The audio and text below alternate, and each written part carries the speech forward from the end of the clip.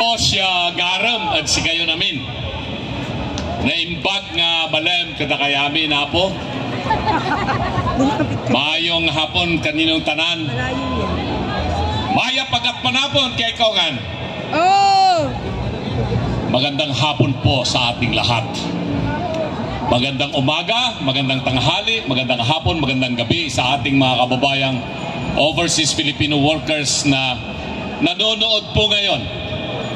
At alam ko po na sila ay nakikinig, nag-oobserba kung ano ang gagawin natin o ginagawa po natin ngayong May 1. Ito ngayon ay Labor Day, sabi nila araw po ito ng mga manggagawa. At ito ang panahon para alamin natin ang totoong sitwasyon ng ekonomiya ng ating bansa, ang sitwasyon ng kabuhayan ng ating kapwa Pilipino, kung ang ating bayan ba ay umuunlad o hindi, kung ang mga Pilipino ba ay nagugutom o busog. Sabi sa akin, kaninang tanghali pa raw po kayo naririto. Nagmarcha na po kayo o nagmotorcade tulad ko. Kayo ba ay nananghalian na? So, gutom kayo ngayon? Huwag kayong mag-alala. Sa ilang sandali, lilipas din yan. Tulad ko, nalipasan na ng gutom. Mga minamahal na kababayan, alam ko lahat po kayo na naririto ay boboto na ng diretso Duterte, hindi ba? PDP laban Duterte. At lahat kayo na naririto ay maituturing nating mga leader ng PDP laban Duterte. Pakiusap ko po sa inyo, dahil 10 araw na lamang po ang nalalabi bago tumigil ang kampanya at maghahalalan na. Pwede ko bang hilingin na hindi lamang po kayo boboto, kung hindi mangampanya po kayo para sa senatorial candidates ng PDP laban? Pwede ba? Dahil kung kayo po ay boboto lamang, kulang po tayo para tayo ay manalo sa halalan, o kaya'y madali po nilang dayain itong resulta ng halalan. Pero kung ang isa sa atin na naririto ay makakakampanya ng 1,000 o kahit 500 o kahit 200, malaking bagay po yun. Kaya yun din po ang pakiusap ko sa ating mga overseas Filipino workers na nakabuto na, ay wag muna silang titigil. Kailangan po nilang mangampanya sa kanilang mga kamag-anak, mga kaibigan na umaasa sa kanila dahil sa pinapadala nilang tunay na suporta para sa pamilya, na ikampanya ang PDP laban Team Duterte. Pwede ba yun? Mga maisog dito sa Manila, mga maisog dito sa Luzon, alam po ninyo, 50 days ago, 50 araw na po ang nakalilipas, kung baka nakalimutan na po ninyo, nang hinuli si Tatay Digong, hindi ba? 50 days ago, walang naniniwala. Pati ako, hindi ako naniniwala na ang isang Raul Lambino ay mananalong senador.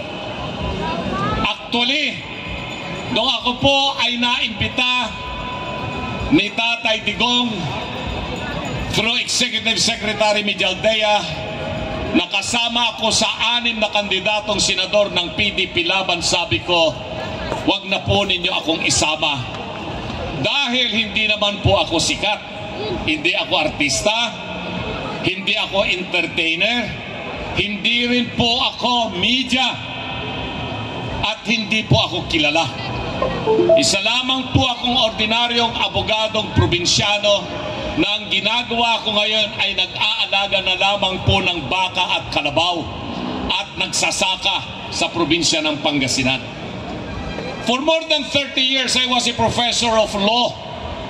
I was a law practitioner. I have handled several cases in the Supreme Court or even in the Court of Appeals Sandigan Bayan. I was both a litigator and a commercial law practitioner. Pero dahil senior citizen na po tayo, medyo mahina na rin yung ating tuhod. Kung baga hindi na po tayo kasing sigla 15 years ago or 25 years ago. Kaya nung maging 65 years old po ako 2 years ago, hinay-hinay na rin po ang aking ginagawa. Andoon na lamang po ako sa probinsya ng Pangasinan at isa na lamang po akong magsasaka. Paminsan-minsan nakukonsulta po ako tungkol sa batas. Pero hindi ko mahindian si Tatay Digong at saka si Executive Secretary Mijal Dayan ang sabihin nila sa akin na kahit hindi ka artista, hindi ka entertainer, hindi ka media, maniwala ka, mananalo ka sa halalan. Yes! Gambino! Sabi ko, Number 34! parang mission impossible po yan. Parang isang impossible dream. Dahil hindi ko pinangarap na papasok sa politika nitong mga panahon na ako po ay isang senior citizen na. Sabi sa akin, kung mission impossible yan, tagahanga ka naman ni Tom Cruise. Pinapanood mo yung kanyang mga sine, hindi ba? Sinong tagahanga ni Tom Cruise dito? Napakinggan nyo na ba si Tom Cruise na kumanta? Hindi ba? Mas magaling ako kaysa kay Tom Cruise. Pero mamaya pa yan. Mamaya pa yan. Meron akong nakikita isang popular na personalidad po rito.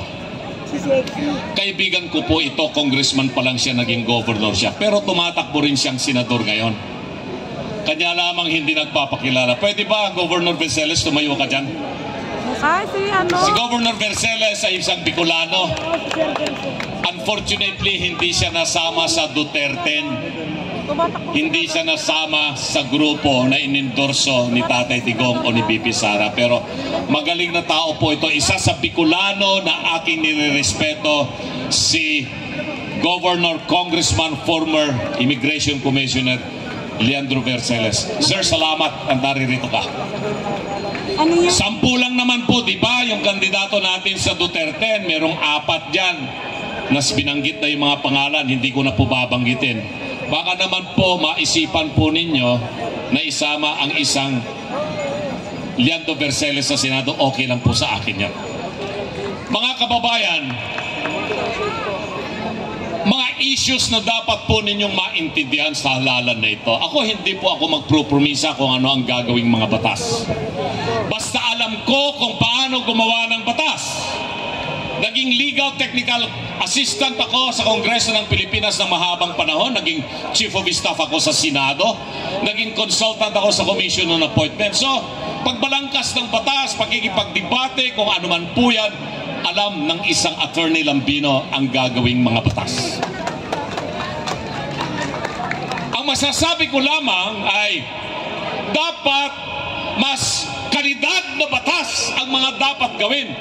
At yung mga nandyan ng mga batas na hindi na po tumutugon sa mga pangangailangan ng bayan at ng mamamayang Pilipino, dapat silang baguhin, ripasuhin at pagtibayin upang magiging angkop sa kasalukuyang sitwasyon. Tulad lamang po ng Foreign Investment Act. Ayan, nung ako po ay nasa Kongreso ng Pilipinas bilang isang legal assistant, kasama po ako doon sa mga staff na gumawa po ng Foreign Investment Act. Ganyan din ang Foreign Service Act.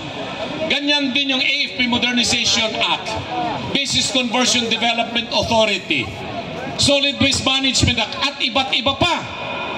Pero yung mga batas na yan ay mga 20 taon na, 30 taon na, matatanda na yung mga batas na yan at hindi na angkop sa sitwasyon ngayon dahil nga po sa mabilis na teknolohiya at siyentipiko na nangyayari sa buong mundo.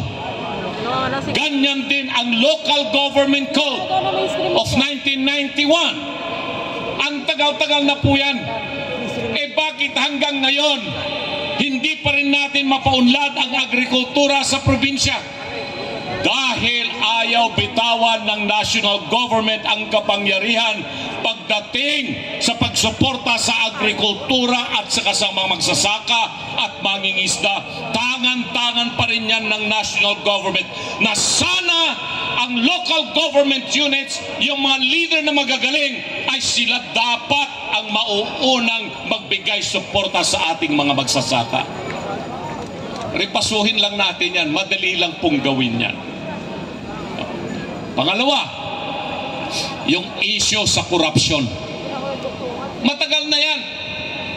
Panahon pa ng mga Kastila. Dumating mga Amerikano. Nangyari yung panahon ng Hapon. Naging sabi nila kasarinlan ng Pilipinas. Hindi po nawala ang korupsyon. Lalong lumala ang korupsyon sa administrasyong ito. Ngayon ko lang nakita yung walang tahasang pangungulimbat sa bayan, tinatawag ko po yan institutional corruption na hindi nangyari sa mga nakaraang administrasyon. Eh ano po ang dapat gawin? Eh may mga nagmumungkahi, patawan na lang ng death penalty yung mga korap. May mga nagsasabi rin na baguhin natin yung sistema ng ating pamahalaan. Baguhin natin yung ating pagiging tao, sabi ng iba, na ang problema ay hindi yung sistema, kung hindi yung karakter ng tao. Lahat po yan ay totoo. Pero sa tingin ko sa issue ng corruption, umpisahan natin ngayon sa halalan na ito na magkaroon talaga ng tunay na boses ang tao. At ang pag-asa po ay nasa sa inyo ngayon. Lahat po na nakikinig at nanonood sa programang ito ay kung magiging ang mga senador na nandiyan na mahahalal ay hindi kayang paikutin ng nakaupo sa Malacanang at paging sunod-sunuran, mababawasan po natin ang korupsyon sa pamahalaan. Kaya pakiusap muli sa inyo, huwag lamang po kayong boboto sa PDP laban, Duterte. Ikampanya po ninyo ang ating mga kandidato. Sama nyo na po ako, number 34, Raul Lambino, sa Senado upang sa ganon ay matugunan natin itong problema ng korupsyon. Pangatlo na gusto kong ipaliwanag sa inyo, ang seguridad ng bansa ay namimiligro sa dalawang bagay. Una, peace and order situation sa bansa. Masyadong tumataas ang mga karumal-dumal na krimen dito sa buong bansa. Ngunit ayaw aminin ng pamahalaan, ng pamunuan sa Malacanang o ng Philippine National Police o mga security agencies. Sabi pa nga, yung mga nagpapakalat ng balita na merong mga kidnapping at murder na nangyayari sa mga negosyante ay pwede silang kasuhan ng fake news. Fake news ba yon? Ng isang negosyante na kasama yung kanyang driver, kinidnap, pinagbayad ng ransom pero pinatay pa rin. Nakita natin yan, nabalitaan natin. Fake news ba yon? Ng isang kandidatong mayor ay bigla na lamang binaril doon sa Rizal, munisipyo ng Rizal, doon sa Cagayan, namatay. Fake news ba yon? Nagkaroon ng massacre sa Antipolo, maraming pinatay. Hindi ba nakakabahala? Fake news ba yung napalathala na pinatay na isang Koreano dyan po sa Angeles? Lahat po ito ay lumabas sa media sa Pilipinas, sa ibang bansa. Ano ang epekto po nito?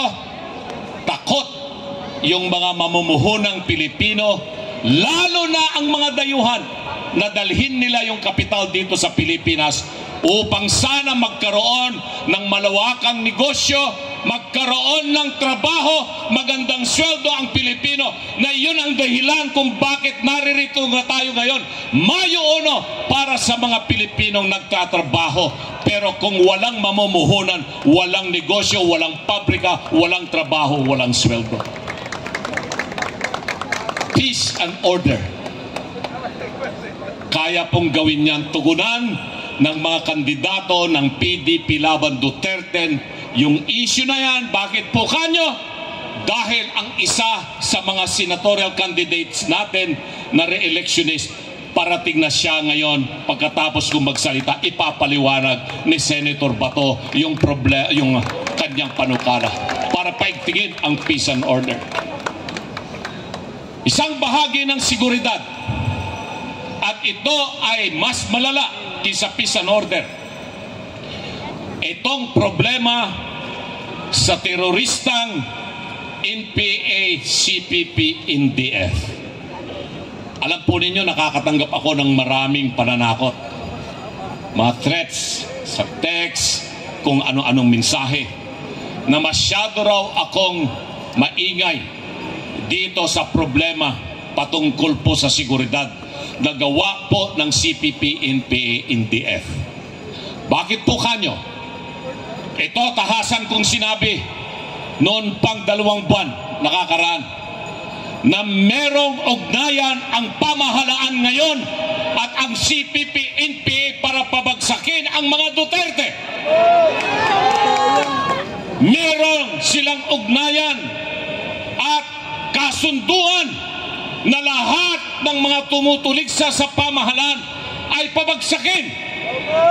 Sila rin ang nagtrabaho ng una upang sa ganon ay masampahan hindi lang si Pangulong Digong, kung hindi si VP Sara doon sa ICC, at trinatrabaho po nila na maigi na ma-issuean kaagad ng warrant of arrest si VP Sara, si Senator Bato at iba pang mga opisyal ng pamahalaan patungkol po dyan sa tinatawag nilang extrajudicial killing, at nang sa ganon ay maibiyahe rin VP Sara at iba pang opisyal na hindi tumutugon, sumasang-ayon sa kasalukuyang pamahalaan at dadalhin doon sa ICC. Payag pa ba tayo na ganon? Hindi tayo papayag. Hindi tayo papayag. Dahil po dyan, sinabi ko kanina na retirado na sana ako sa pagiging isang abogado. At ako na lamang po ay nagbubungkal ng lupa doon sa Palayan, sa Pangasinan. Dahil po sa nangyayari ngayon, anuman ang magiging resulta ng halalan na ito, ang isang Raul Lambino ay babalik bilang isang abogadong magtatanggol sa karapatan ng bawat mamamayang Pilipino. Yan! Lambino! Lambino! Lambino! Maraming salamat po. Yan ang isa sa dapat yung isipin sa halalan na ito. Yan ang malalang problema. Ang national security ng Pilipinas ay namimiligro dahil po sa ugnayan, kasunduan ng pamahalaan at ng CPP, NPA, NDF. Biro mo yan. Sila rin ang naging nangunguna sa pagsampa ng impeachment kay VP Sara, hindi ba? Sila rin ang napakaingay upang sa ganon ang isang VP Sara ay mapatanggal sa pwesto at hindi na siya magiging Pangulo ng Pilipinas. Sila ngayon namamayagpag sa Kongreso. Kung magkano ang tinanggap ng isang congressman nung siya ay pumirma doon sa impeachment, ganon din ang tinanggap ng kanilang mga representante. 150 million ba bawat isa sa soft projects na binigay nila? AKAP, TUPAD, AX, MAIF at kung ano-ano pa. Plus another 3 billion ba na mga hard infra kuno na ito ay mga flood control, flood mitigation, cut ice, etc. etc.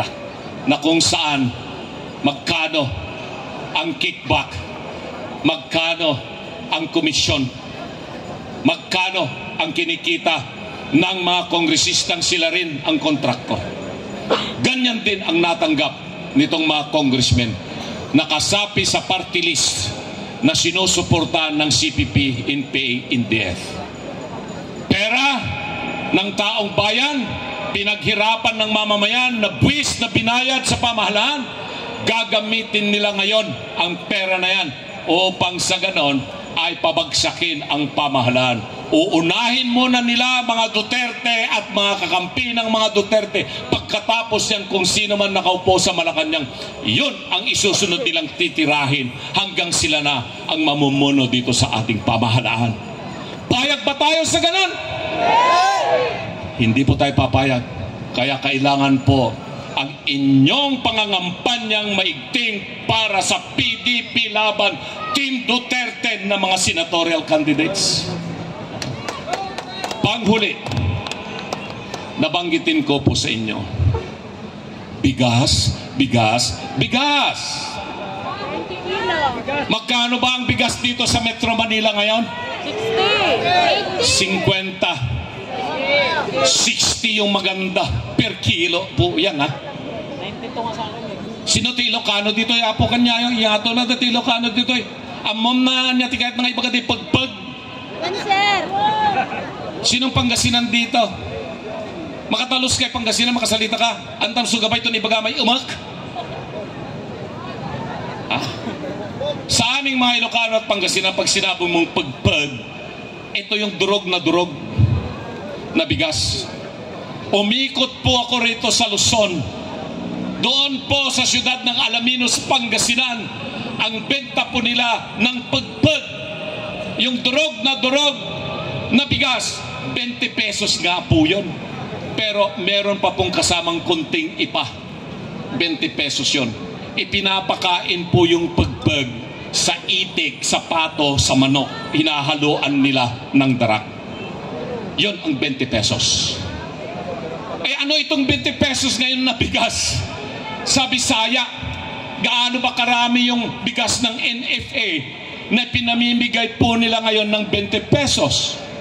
At kung bakit panahon ng kampanya ng eleksyon sa kanila na isipang tuparin ang kanilang pangakong 20 pesos na bigas? Magkano ba ang puhunan ng bigas na yan na nasa Bisaya? 33 pesos hanggang 38 pesos per kilo ang puhunan ng pamahalaan. 33 to 38 pesos. So ibebenta nila ng 20 pesos, eh dilugi ang pamahalaan ng 13 hanggang 18 pesos, hindi ba? Sino ang magbabayad nun?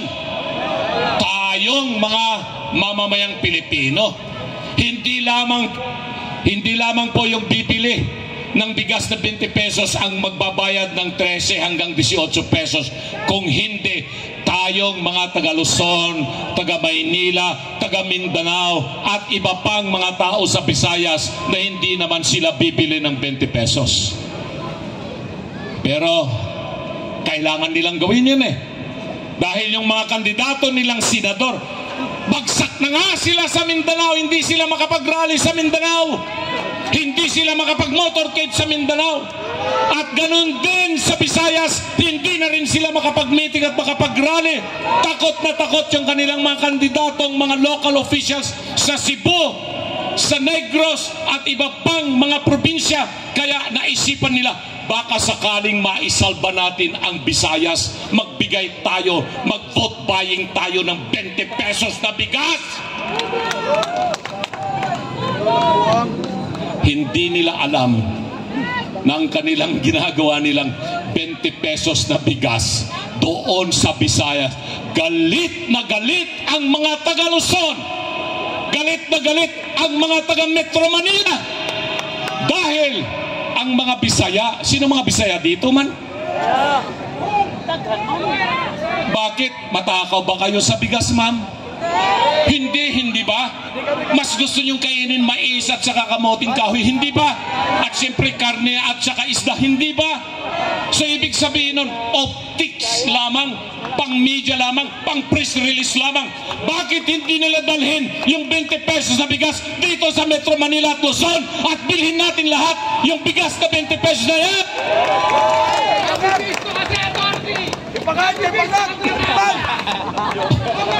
Ay nako.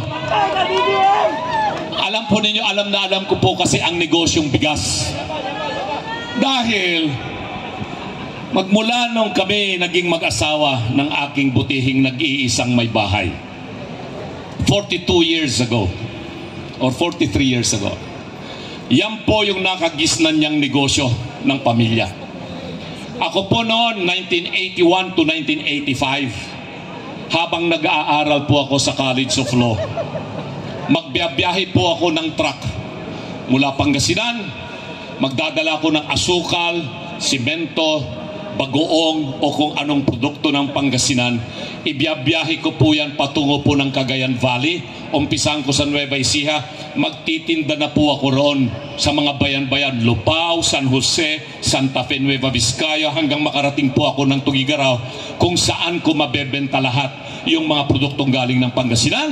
At yung mapagbebentahan naman po, ibibili ko po ng palay sa Isabela o kaya'y sa Cagayan o Kalinga. Kabisado ko po yung negosyo na yan. Alam ko po ang takbo ng negosyo ng rice trading. Kaya hindi po nila may tatago sa akin. Alam ko rin po yung korupsyon na ginagawa ng pamahalaan dyan.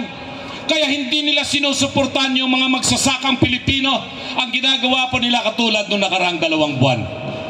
Maganda ang ani ng ating mga magsasaka sa Pangasinan, sa Bulacan, sa Nueva Ecija, sa Pampanga, sa Bela, Cagayan. Kaganda po. Ganon din po sa Mindanao, North Cotabato, South Cotabato, Maguindanao, Sultan Kudarat. Yung mga lugar po yan, taniman po ng mga palay. At ang ganda po ng resulta ng ani. Pero anong ginawa ng pamahalaan? Walang suporta sa marketing. Hindi sila namili ng palay dahil mas gusto nilang mag-import na lamang sa Thailand, sa Vietnam, India, Cambodia, at pati na rin sa China. Kung may importasyon kasi, if there is an importation, there is transaction, and every transaction, there is commission. Kawawa ang magsasaka. Kawawa. 14 pesos, 15 pesos, 16 pesos per kilo ng palay ang bintahan. Sinong nakinabang? Mga traders, middlemen. Pero yung magsasaka, lugi siya.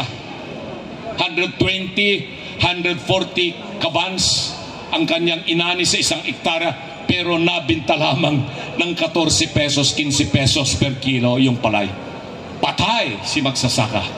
Tapos ngayon, ang pamahalaan magbibigay ng murang-murang bigas, 20 pesos sa ating mga kababayan sa Bisaya. Bakit po? Gusto po nilang itong eleksyon na ito, naubusan na sila ng perang pang-ayuda. Ubus na yung budget ng 2025. Tapos na yung akap, wala na yung 3,000, wala na yung 5,000. Sinong nakatanggap dito ng 5,000, 3,000? Honest lang. Oh, okay lang. Binulsa mo yan. Pero alam ko, Duterte ka pa rin, hindi ba? Yes! Alam ko. Kaya wala na silang maibibigay na ayuda ngayon. Ang kanilang ibibigay na susunod nitong mas 10 araw na lalalabi, manggagaling na sa bulsa nila.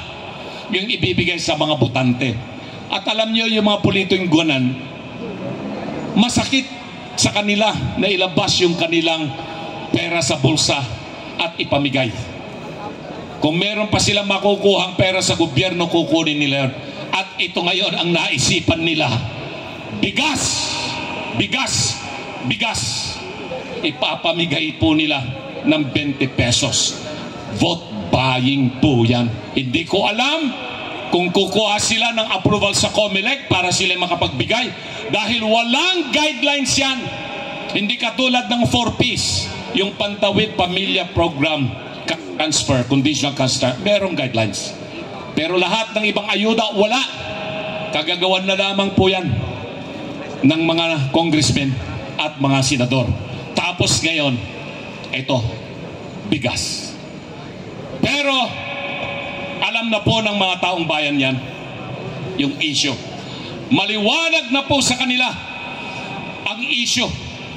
Kaya sabi ko, 50 days ago, bago huliin si Tatay Digong at ibiyahe doon sa Netherlands. Mission impossible.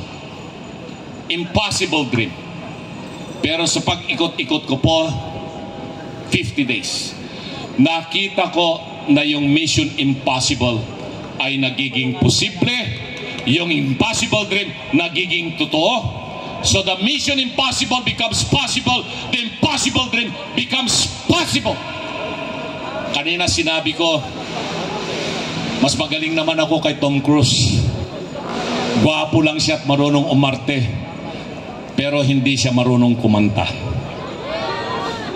At dahil po dyan, para maniwala naman kayo na kahit hindi po ako artista o kay entertainer o kaya media, kanina si Dr. Mata, sumayaw siya nung sayaw ni Elias. Kilala nyo si Elias?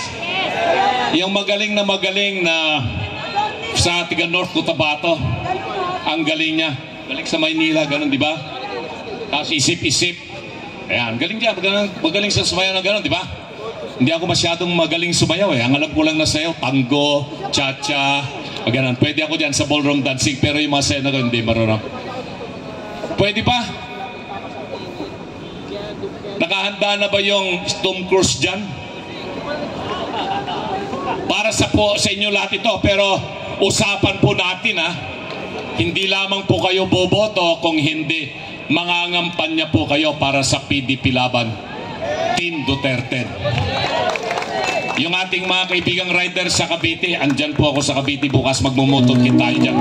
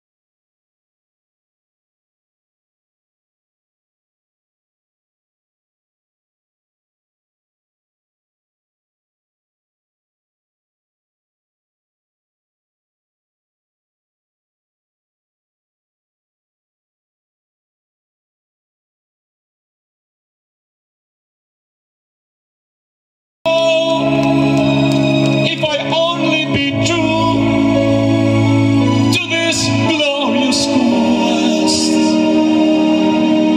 that my heart will lie peaceful and calm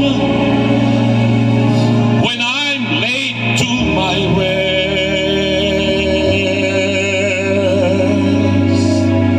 and the world will be better for this.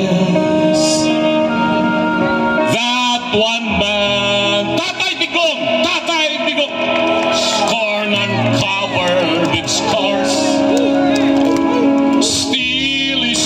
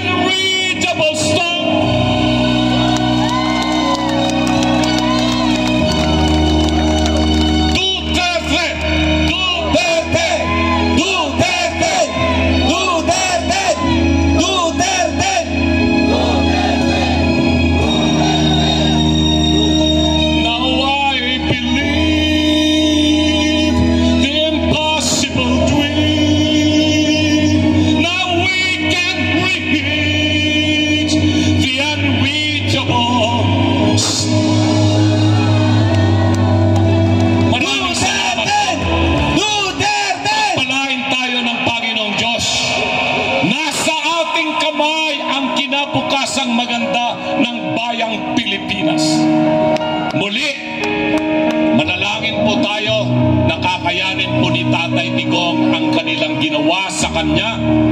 Manalangin po tayo para sa buong kalayaan ng mamamayang Pilipino na naghihirap.